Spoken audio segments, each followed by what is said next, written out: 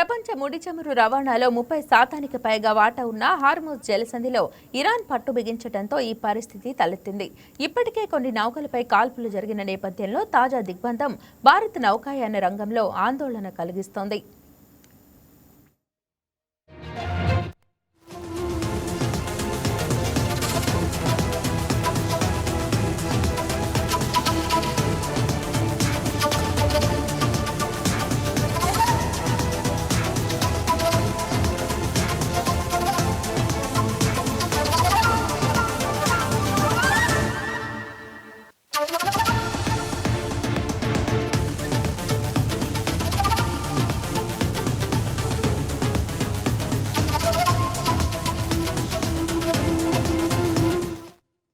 నౌకలోని భారతీయ సిబ్బంది భద్రతపై భారత విదేశాంగ శాఖ ఇప్పటికే ఇరాన్ దౌత్యవేత్తలతో సంప్రదింపులు జరుపుతోంది. సిబ్బంది క్షేమంగా ఉన్నట్లు ప్రాథమిక సమాచారం అందుతోంది. గుజరాత్లోని కీలక పోర్టులకు చేరాల్సిన ఈ చమురు నౌక నిలిచిపోవడంతో దేశీయంగా ఇంధన నిల్వలపై ప్రభావం పడకుండా ప్రభుత్వం ప్రత్యామ్నాయ మార్గాలను పరిశీలిస్తోంది. అమెరికా ఇరాన్ యుద్ధ వాతావరణం వల్ల ఈ మార్గంలో ప్రయాణించే వాణిజ్య నౌకలకు భద్రత కరువైందని నిపుణులు హెచ్చరిస్తున్నారు.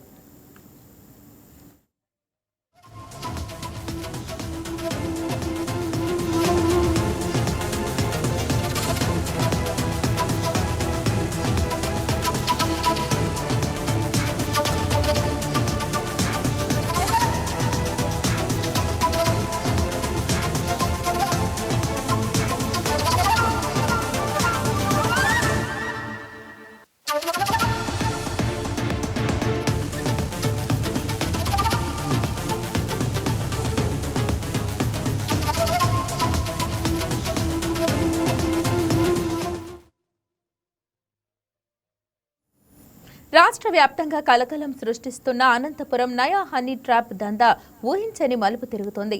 ప్రజలను కాపాడాల్సిన పోలీసులే ఈ దందాలో భాగస్వాములయ్యారని ఆరోపణలు వస్తున్నాయి. ఓ హెడ్ కానిస్టేబుల్ మరో కానిస్టేబుల్ ముఠా సభ్యులతో మాట్లాడిన సంభాషణ పోలీసు విభాగంలో చర్చనీయాంశమైంది.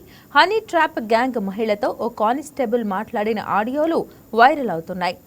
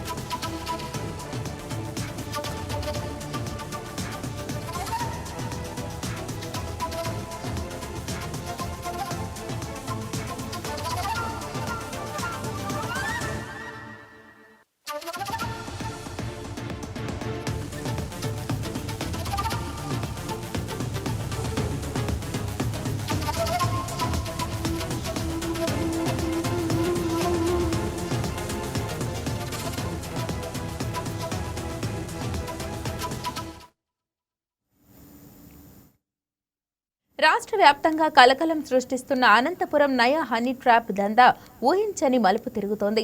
ప్రజలను కాపాడాల్సిన పోలీసులే ఈ దందాలో భాగస్వాములయ్యారనే ఆరోపణలు వస్తున్నాయి. ఓ హెడ్ కానిస్టేబుల్ మరో కానిస్టేబుల్ ముఠా సభ్యులతో మాట్లాడిన సంభాషణ పోలీస్ విభాగంలో చర్చనీయాంశమైంది. హనీ ట్రాప్ గ్యాంగ్ మహిళతో ఓ కానిస్టేబుల్ మాట్లాడిన ఆడియో వైరల్ అవుతుంది. అంటే అడ్రస్ అదే సార్, ఏం చేసి అడ్రస్ అండి సార్? తెలియదు, అడ్రస్ అదే వచ్చింది. అడ్రస్ దగ్గర మహమ్మద్ షఫీ సార్. ఏమో నేనైతే ఇంకా బ్లాక్లో పెట్టేసినాను సార్. అంతే బ్లాక్లో పెట్టేసాను. బ్లాక్లో పెట్టాను, ఇంకా వేరే నెంబర్తో అయితే ఏం రాలేదు. సార్ ఫోన్ చేయలే చిన్ని అక్క సార్? చిన్ని అక్క ఫోన్ చేయలే? చేయలే ఏమే ఊరికే సార్ అడుగుతున్నాను. చేయలే, నేను చేస్తే ఇప్పుడు ఎత్తలే. సండే ఏం చేస్తాను అని. అవునవును, ఏదో పూజ ఉందని హంబాపురంలో పోయింది సార్. ఏదో యాట్లో కొడుతున్నారా ఏదో వాళ్ళ ఊర్లో. అవును సార్. ఇంకేం సార్, టిఫిన్ చేసినారా? అయిపోయింది, టిఫిన్ అయిపోయింది. అయిపోయింది సార్. దోశ తిన్నాను సార్. మధ్యాహ్నం సండే చూడాలి సార్, ఇంకా ఏం చేయలేదు. ఏం చేయలేదా?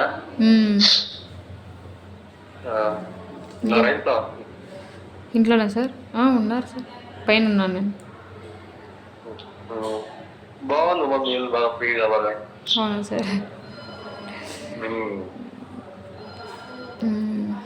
ఇంకేం సార్ విశేషాలు? ఏమో చెప్పను. మళ్ళీ ఫోన్ చేయలేదా? ఎవరు సార్? వీడే మనం కలిసినాడు. ఎవరు సార్? మనం కలిసింటేనే వాడు. ఆయప్ప సుబ్రహ్మణ్యం. లేదు సార్, ఫోన్ చేయలేదు. అప్పుడే ఇంకా రెస్పాండ్ కాలే కదా ఇంకా. బ్లాక్లో పెట్టండి. అయ్యో, బ్లాక్లో నేనేం పెట్టలేదు, నాకైతే ఫోన్ అయితే రాలేదు సార్. మళ్ళీ అయితే ఏం ఫోన్ చేయలేదు.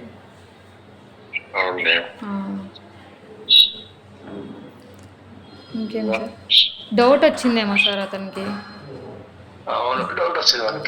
అంటే ఇంకా ఆల్రెడీ అంటే కదా జయ అక్క మాట్లాడిందని చెప్పేసి వాడికి వాడి నుంచి భయం ఉట్టిపోయింది వాడికి.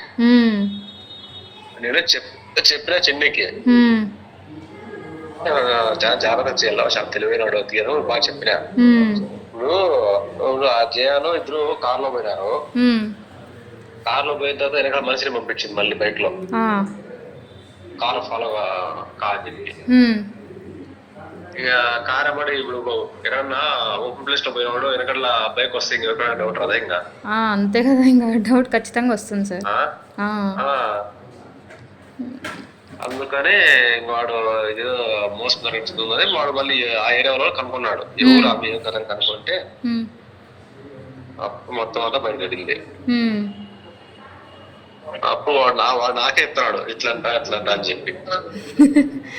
వానికి ఎవరు చెప్పినారు? ఆ ఏరియాలో కనుక్కున్నాడు వాడు. ఇప్పుడు ఫస్ట్ ఏమైందంటే ఆయన ఇంటి దగ్గర పోయినాడు. ఫస్ట్ ఎవరింటి కాడికి? జయ వాళ్ళ ఇంటి కాడికి.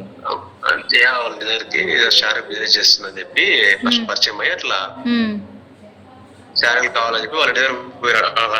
ఫస్ట్ ఇల్లే కాల్ చేసిన రాంగ్ నంబర్ మాత్రం.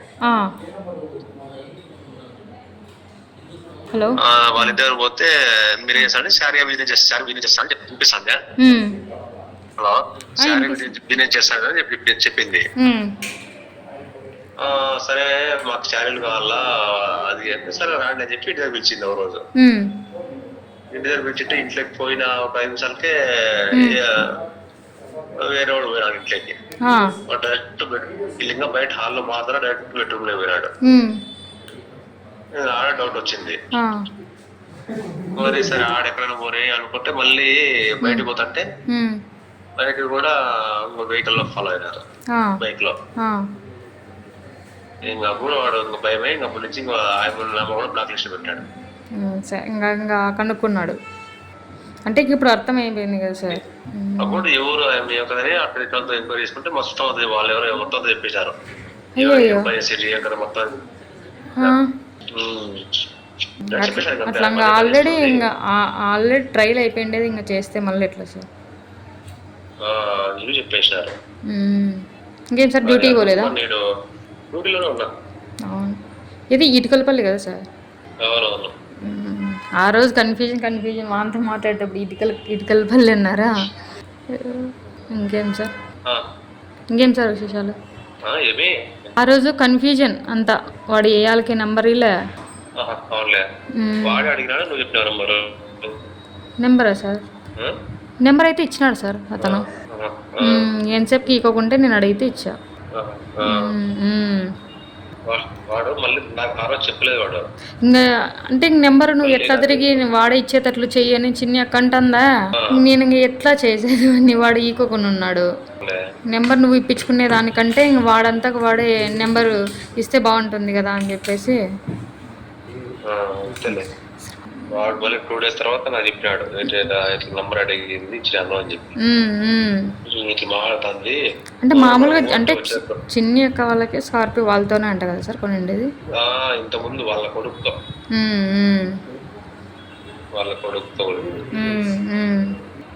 ఓకే సార్ చేస్తాను, హస్బెండ్ ఉన్నాడు. Okay bye. అనంతపురం రూరల్ పరిధిలో వెలుగు చూస్తున్న ఈ హనీ ట్రాప్ ముఠా ఆర్థికంగా బలమైన ఉద్యోగులు, రిటైర్డ్ ఉద్యోగులు, వ్యాపారులను లక్ష్యంగా చేసుకుని వలపు వల విసిరి నిలువు దోపిడీ చేసింది. హనీ ట్రాప్ లో చిక్కుకున్న వారి పట్ల ముఠా సభ్యులు వ్యవహరించే తీరు అత్యంత భయంకరంగా ఉంటోందని బాధితులు వాపోతున్నారు. ఇలాంటి వారి పట్ల కఠినంగా వ్యవహరించి ప్రజలను అప్రమత్తం, అవగాహన కల్పించాల్సిన పోలీసులే వారికి సహకరించడం దుమారం రేపుతోంది. పలువురు పోలీసులు తమకు టచ్ లో ఉన్నారనే ధైర్యంతోనే ముఠా బరితెగించినట్లు స్పష్టమవుతోంది. ట్రాప్ లో పడిన వ్యక్తులు తిరగబడే పరిస్థితి ఉంటే తమకు అనుకూలంగా ఉన్న పోలీసులను రంగంలోకి దింపుతారు. పోలీసు డ్రెస్ లో ఉన్నవారు అక్కడికి చేరుకోగానే సదరు వ్యక్తి హడలిపోవటం పరిపాటి. మహిళను ఇబ్బంది పెట్టావు, ఆమె బలాత్కారం కేసు పెడితే ఖచ్చితంగా జైలుకు వెళ్తావు అంటూ బాధితులను బెదిరించే ధోరణిలో మాట్లాడినట్లు సమాచారం. ఇప్పటిదాకా అనంతపురం జిల్లాలో హనీ ట్రాప్ బాధితుల సంఖ్య 100లో ఉన్నట్లు తెలిసింది. ఇటీవల కొందరు బాధితులు నేరుగా ఎస్పీని కలిసి ఫిర్యాదు చేయడంతో హనీ ట్రాప్ దందా వెలుగులోకి వచ్చింది. మరోవైపు హనీ ట్రాప్ ముఠా సభ్యుల్లో అంతర్గత విభేదాలు బయటపడటం కేసును కొత్త మలుపు తిప్పింది. వెంటనే స్పందించిన ఎస్పీ ప్రత్యేక బృందాన్ని రంగంలోకి దింపి గుట్టురట్టు చేసే దిశగా దర్యాప్తు వేగవంతం చేశారు. హనీ ట్రాప్ బాధితులు తమకు న్యాయం చేయాలని ఒక్కొక్కరిగా పోలీసులను ఆశ్రయిస్తున్నారు. ఇప్పటి వరకు 19 మంది బాధితులు బయటకు వచ్చారు.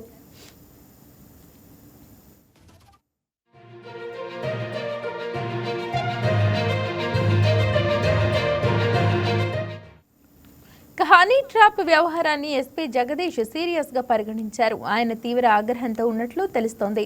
ఇందుకు సహకరించిన ఏ స్థాయి వారిని ఉపేక్షించకూడదనే నిర్ణయానికి వచ్చినట్లు తెలిసింది. నివేదిక రాగానే బాధ్యులైన సిబ్బందిపై వేటు వేస్తారనే సంకేతాలు స్పష్టంగా కనిపిస్తున్నాయి. అనంతపురం సమీపంలో ఉన్న ఓఎస్హెచ్ఓ కూడా ముఠాకు అన్ని విధాలా సహకరించినట్లు ప్రచారం జరుగుతోంది. అంతేకాకుండా పోలీస్ శాఖలో ఉన్నత అధికారి అండదండలు కూడా ఉన్నట్లు తెలుస్తోంది. ఇవన్నీ ఎస్పీ దృష్టికి వచ్చినట్లు సమాచారం.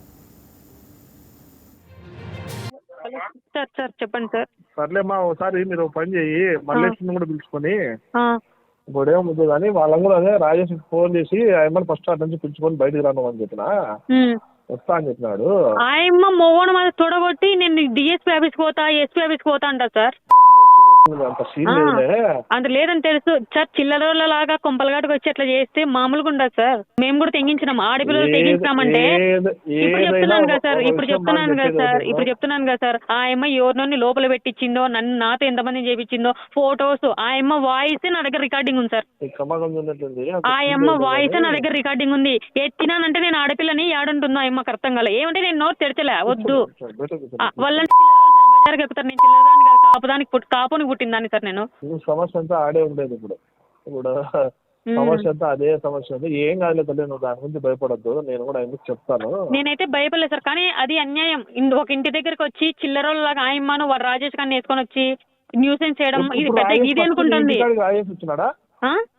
మీ ఇంటికాడికి రాజేష్ వచ్చినాడా? ఫస్ట్ ఏమో స్కూటీలో వచ్చింది సార్, ఏం తెలియదాని మాదిరి వచ్చి స్కూటీలో వచ్చి మల్లేశ్వరి వచ్చిందే చూసింది.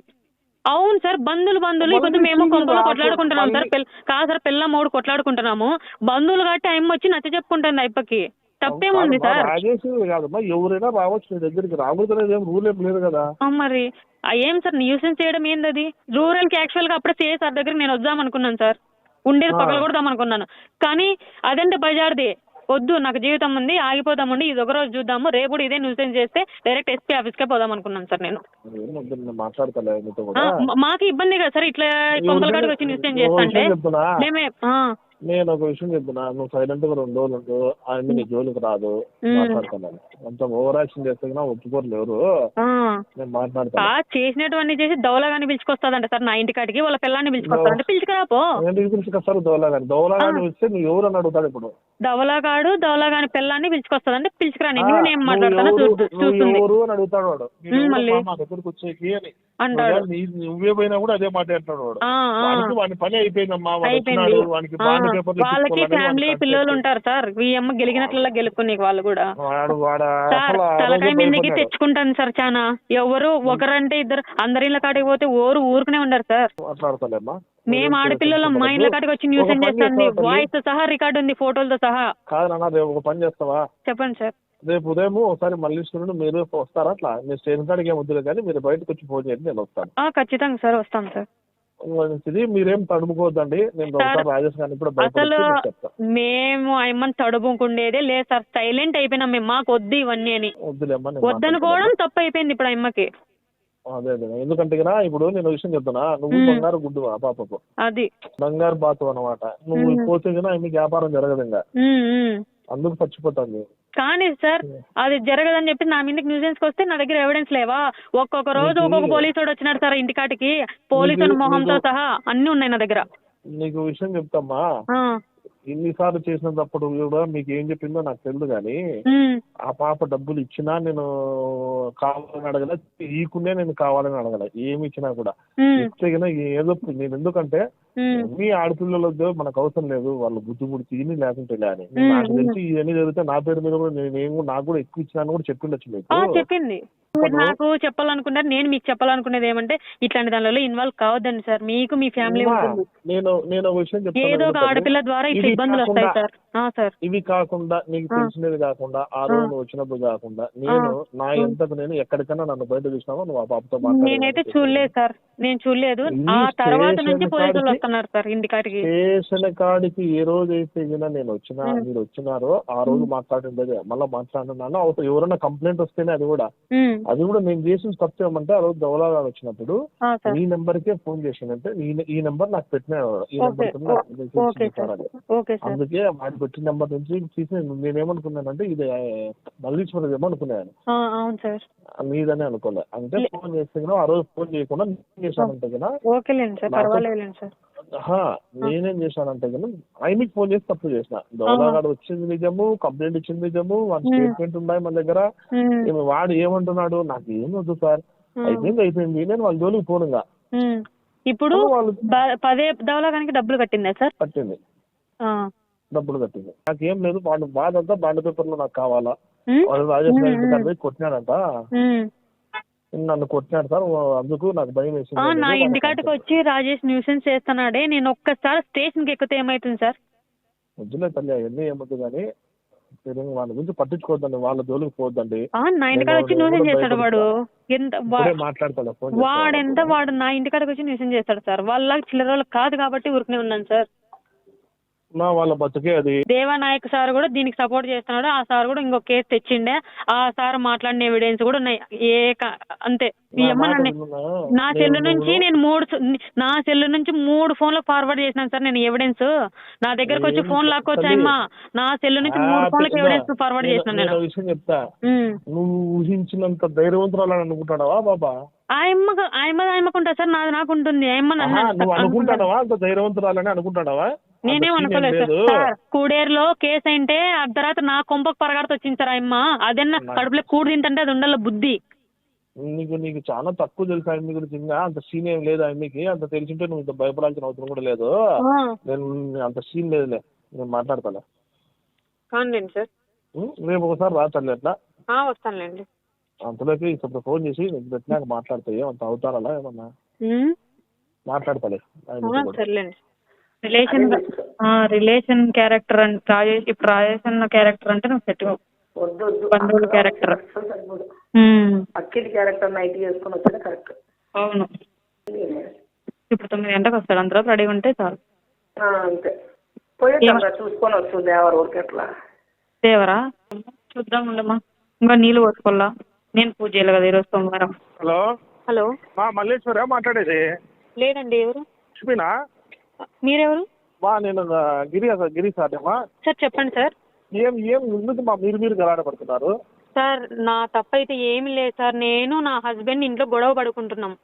హలో, మీకు ఆమె చిన్ని గురించి మీకు తెలుసు, ఆమె ఎన్ని దానికి కూడా సార్ ఒక్క నిమిషం ఆగండి సార్. నేను నా భర్త ఇంట్లో గొడవ పడుకుంటున్నాం, ఫ్యామిలీ మ్యాటర్. మళ్ళీ సరే ఏం చేసినాడు, వాళ్ళ వదినే కదా అని చూతురా వదిన ఎట్లా చేస్తుందో ఈ పాప, ఆడ చేర్పించిండేది నువ్వే కదా చిన్ని అక్క దగ్గర, ఇట్లా చేస్తానని చెప్పేసి వాళ్ళ వదినకి ఫోన్ చేసుకున్నారు సార్. ఎందుకు బాధ ఎందుకు ఆయమ్మకు? మీరు మాట్లాడితే ఆయమ్మకు వచ్చే నష్టం ఏముంది? మళ్ళీ సరే ఇవన్నీ వద్దనుకొని డ్రాప్ అయిపోయిందంట సార్. నాకు తెలియదు. నీకు విషయం చెప్తున్నా, 2 రోజులు 3 రోజుల నుంచి, ఒక వారం రోజుల నుంచి వెరైటీ కూడా ఇలా చేసినారు, నాకు తెలుసు. చేస్తుంది కానిస్టేబుల్స్, రూరల్ కానిస్టేబుల్స్ వస్తున్నారు. ఆ ఇంటికాటికి కానిస్టేబుల్స్ వచ్చిన వీడియోతో సహా నా దగ్గర ఉంది సార్. గెలికినారా నన్ను ఏం చేస్తానో చేసినారు గీసినారు, అన్ని అయిపోయినాయి. అవన్నీ మళ్ళీ బెడ్స్ కొట్టినాయి. వాడు కూడా తిట్టాడంట ఫోన్ చేసి. అన్ని అయినాయి సార్, అన్ని అయిపోయినాయి. గుద్దం ముసుకొని ఇంకా ఆయనతో తెగదని మళ్ళీ నిన్ను కట్టుకుంటానేమో వచ్చి. నీకు ఫోన్ చేయడానికి కారణం ఏమంటే, విషయం తెలిస్తే ఇమ్మిని భయపడిచ్చే అంతే. ఎవరు ఏం ఇప్పుడు నీ జీవితం నీ ఇష్టం తల్లి, నీ బతుకు నీ ఇష్టం. అన్యాయం కదా సార్. ఆడపిల్లలు ఇంటికాడికి వచ్చి న్యూసెన్స్ చేయడము, రానంటే న్యూసెన్స్ చేస్తారా? అవుమా, నీ మీద బతికింది నీతోనే 4 రూపాయలు తింది కదా, ఎందుకు అట్లా చెప్పండి? అంటే పొద్దున్న 2 కేసులు ఇస్తానని నేను చెయ్యనన్నాను సార్. నాకు ఇది వద్దనుకున్నాను. నేను నాకు 2 చిన్నపిల్లలు ఉన్నారు. నా మాట వినుమ్మా, నేను మాట చెప్తాను. నీకు ఆ రోజు చెప్పాలనిపించింది, చెప్పలేకపోయినాను. చెప్పండి సార్. ఫోన్ నెంబర్ నీదని నాకు తెలియదు. దయచేసి ఈ పనులకు దూరం ఉండు పాప. నిజం సార్, నేను అసలు దూరంగానే ఉంటే సార్. ఆల్రెడీ నేను ఇంతకు ముందు రూరల్ లో చిక్కినప్పుడే అప్పటికే డ్రాప్ అయిపోయి నా ఇంట్లో నేనుంటే ఆయమ్మ నా ఇంటికి వచ్చి గెలికింది సార్ నన్ను. దయచేసి 2 రోజులు నువ్వు పక్కన పోతుంది నా మాట. నిజం సార్, నేనే ఉండకుండా బెంగళూరు వెళ్ళిపోదామని నేను ప్లాన్ లో ఉన్నాను. నేనేదో కోచింగ్ చేసుకుని నా బతుకు నేను బతుకుదాం లీగల్ గా నేనుంటే నేను రానని చెప్పినాను. ఇంత న్యూసెన్స్ సార్. ఏం చదివినావు? ఇంటర్ అయిపోయింది సార్. నేను బ్యూటీ డిప్లొమా కోర్స్ చేయాలనుకున్నాను సార్. సార్ ఒక్క నిమిషం, 2 నిమిషాలు లైన్ లో ఉండండి సార్. పోలీసు వాళ్ళు సార్ వాళ్ళు వచ్చారంటే భయపడతారు, నాకు తెలిసి వాడు భయస్తుడే.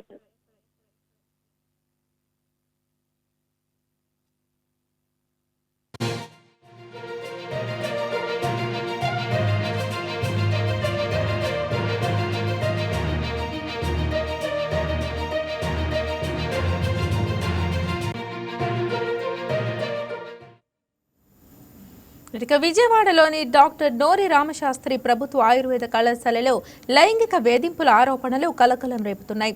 కళాశాలలోని ఒక ప్రొఫెసర్ విద్యార్థినులను లైంగికంగా వేధిస్తున్నాడంటూ బాధితులు మహిళా కమిషన్కు ఫిర్యాదు చేయడంతో చైర్పర్సన్ రాయపాటి శైలజ స్వయంగా కళాశాలను సందర్శించి విద్యార్థినులతో విడివిడిగా సమావేశమై వారి సమస్యలను తెలుసుకున్నారు.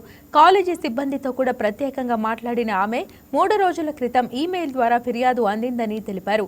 పరీక్షలు రాయనివ్వరనే భయంతో చాలా మంది బాధితులు ముందుకు రావటం లేదని, అందుకే గోప్యంగా సమాచారం సేకరించామని చెప్పారు.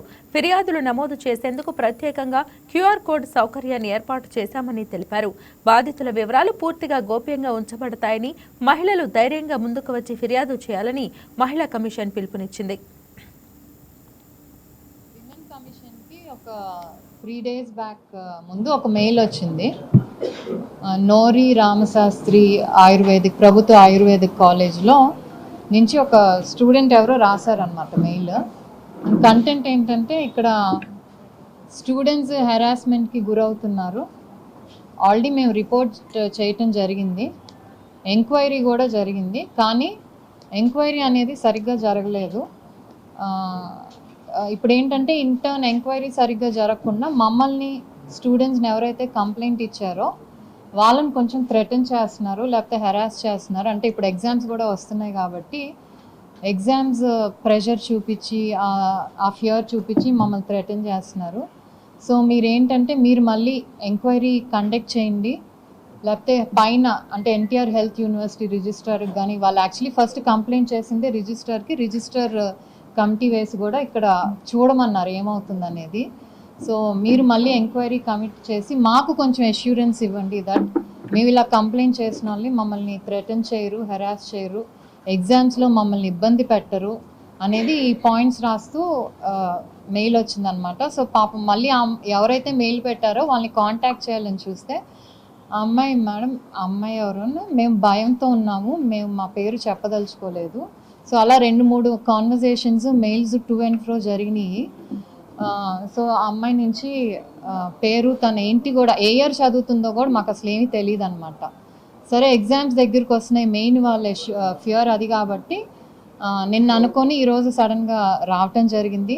మరి ఏదైతే వాళ్ళు కమిటీ వేసామన్నారో, ఐసీసీ కమిటీ ఏదైతే వేసామన్నారో, కంప్లైంట్ ఎప్పుడు వచ్చింది అది కూడా ఆ ఫైల్ అంతా తెప్పించుకొని చూసాము. సో ఐ థింక్ మార్చ్లో వీళ్ళ కంప్లైంట్ వచ్చింది. డేట్ అండి March 16, 17 ఏదో కంప్లైంట్ వస్తే ఐసీసీ కమిటీ అనేది April 2 ఫామ్ చేశారు. సో అంటే ఒక ఎగ్జిస్టింగ్ ఐసీసీ కమిటీ కూడా మాకు తెలిసి ఇప్పుడు వరకు కాలేజ్లో లేదు, internal complaint committee. So internal committee అనేది April 2 ఎప్పుడో ఫామ్ చేశారు. అండ్ దాంట్లో పాష్ యాక్ట్ ప్రకారం ఎక్స్టర్నల్ మెంబర్ కూడా కమిటీలో ఉండాలి. సో ఒక ఎక్స్టర్నల్ మెంబర్ కూడా లేరు, అందరు ఇంటర్నల్ మెంబర్సే. అందరితో ఎంక్వైరీ ఏదో రాయించారు, స్టూడెంట్స్ నుంచి తీసుకున్నారు. ఎవరైతే పేర్లు వాళ్ళు మెన్షన్ చేశారో స్టాఫ్, ఫ్యాకల్టీ పేరు వాళ్ళవి కూడా చదివాము. ఏంటంటే ఎనానిమస్ మెయిల్ కాబట్టి ఎవరైతే ఆ స్టూడెంట్ రాశారని చెప్పారో ఆ స్టూడెంట్ మరి వీళ్ళు